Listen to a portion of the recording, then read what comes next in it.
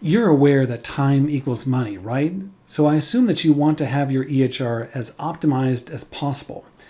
So when I ask my clients what some of their biggest frustrations with eClinicalWorks, the one thing I hear about is building a questionnaire.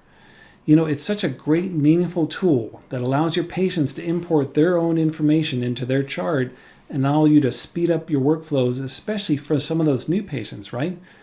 But the trick is, how do you make a meaningful questionnaire that really works for the patients?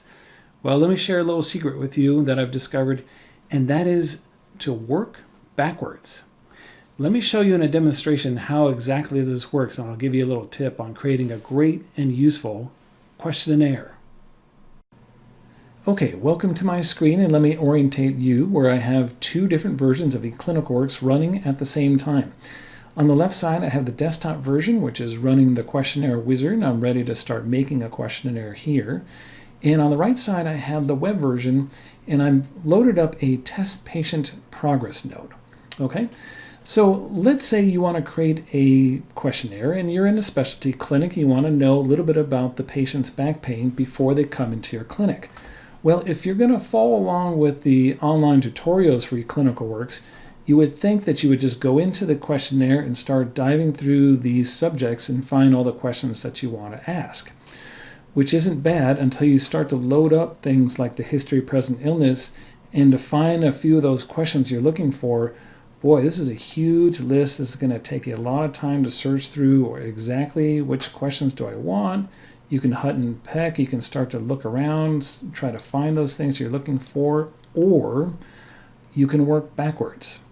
And what I mean by that is create your questions in the progress note first. So let's say, for instance, just take the HPI and come over here and find that thing you're looking for. I want a new symptom, and I want them to tell me about their back pain.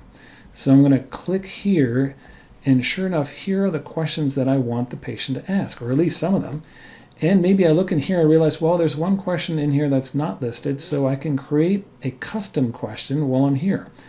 And even better is I can start to organize for myself what it's going to look like when the patient answers a number of these questions. So I can actually preview in the progress note for myself, yeah, okay, if I'm happy with the way this is formatted, now I have already a design that I'm looking for.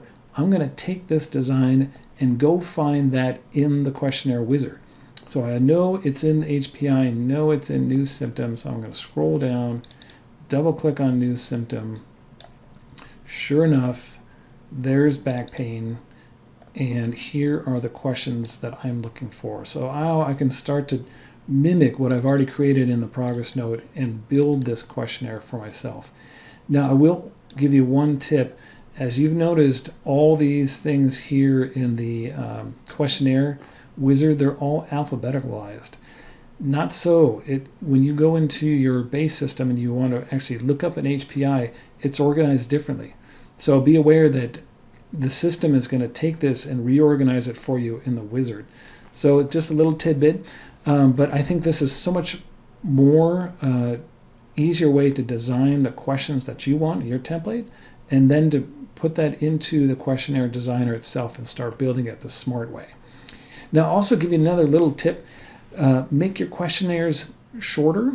I've seen the mistake made where too long of a questionnaire usually doesn't have so much of a success. I think patients are just super busy. They don't have time, or they get really frustrated with a very long questionnaire. Keep it short, keep it to the point. Get that little bit of information you'd like to have before they come see you in the office, and really help that whole workflow work for you.